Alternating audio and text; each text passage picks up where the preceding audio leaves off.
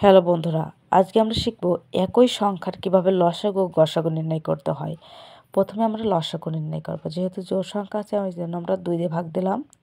15 প্রথমে বসে দিলাম, 10 দুগুণা 20 আর এখানে হবে 30, 30 দুগুণা 60। এখন আবার দুইটার জোড় সংখ্যা, এই জন্য প্রথমে আমরা 2 দিয়ে ভাগ দেবো। প্রথমে 15 বসিয়ে দেবো, 5 দুগুণা 10, 15 দুগুণা 30। যেহেতু 15 আছে এই জন্য আমরা প্রথমে 5 আছে, 5 দিয়ে আমরা ভাগ দিব। 3 5 15, 5 1 5, 3 5 15। দুইটা 3 আছে, এখন আমরা 3 দিয়ে ভাগ দেব। 3 1 3, 1 বসিয়ে দিলাম, 3 1 3। এখন এই সংখ্যাগুলো আমরা গুণ করব। 2 গুণ 2 গুণ 5 গুণ 3। তাহলে 2 দুগুণা 4, 4 5 20, 3 20 60। তাহলে আমরা লিখতে পারি 15 20। অতএব 15 20 60 ও 60-এর লসাগু হচ্ছে 60। এখন আমরা গসাগু নির্ণয় করব। দুইভাবে আমরা গসাগু নির্ণয় করে দেখাবো। প্রথমে সহজ পদ্ধতি, তারপর কঠিন পদ্ধতি। তো এখন আমরা খুব সহজ পদ্ধতিতে কীভাবে গসাগু নির্ণয় করতে হয় সেটাই দেখব। খুব সহজে গসাগু নির্ণয়।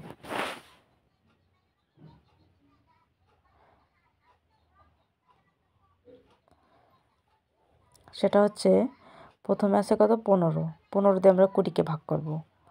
তাহলে 15 20-র মধ্যে কয়বার যাবে? একবার। 15 1 15। এখন 5 কত 10 সমান যায়, 5 হলে হাতে 1 2 3 মিলে গেলে 0 বাই 0 বসানো।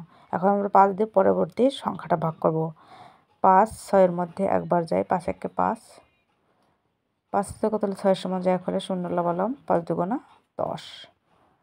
তাহলে যেখানে মিলে যাবে সেই ভাজকটা হবে গসাগু। তো 5 হবে 15 এবং 15 20 ও 60-এর গসাগু হলো 5। এখন আমরা অন্যভাবে নির্ণয় করব। অন্য নিয়ম হচ্ছে 15 কোন সংখ্যার মধ্যে কতবার যাবে। 15 আমরা 15 দিয়ে ভাগ করতে পারি। 3 5 15, 15 1 15। এখন 20-কে আমরা কত সংখ্যা দিয়ে ভাগ করতে পারি? 1 দিয়ে পারি, 2 দিয়ে, 4 দিয়ে, 5 দিয়ে, 10 দিয়ে, 20। এখন 60-কে আমরা কোন সংখ্যা দিয়ে ভাগ করতে পারি? 1 2 4, 5 দিয়েও ভাগ করা যায় 60-কে, 6 দিয়েও যায়, 10 দিয়েও যায়। তারপরে হচ্ছে 12 দিয়ে আমরা 60-কে ভাগ করতে পারি। 12-র পরে আসছে 15, 4 15 60, 30 দুগুণা 60, 30 দুগুণা 60 আর 60 60 1 60, 60 দিয়ে 60-কে আমরা ভাগ করতে পারি। তাহলে এখন দেখতে হবে এই সংখ্যাগুলোর মধ্যে কোন সংখ্যা মিল আছে। তাহলে সবগুলোর মধ্যে তো 1 আছেই।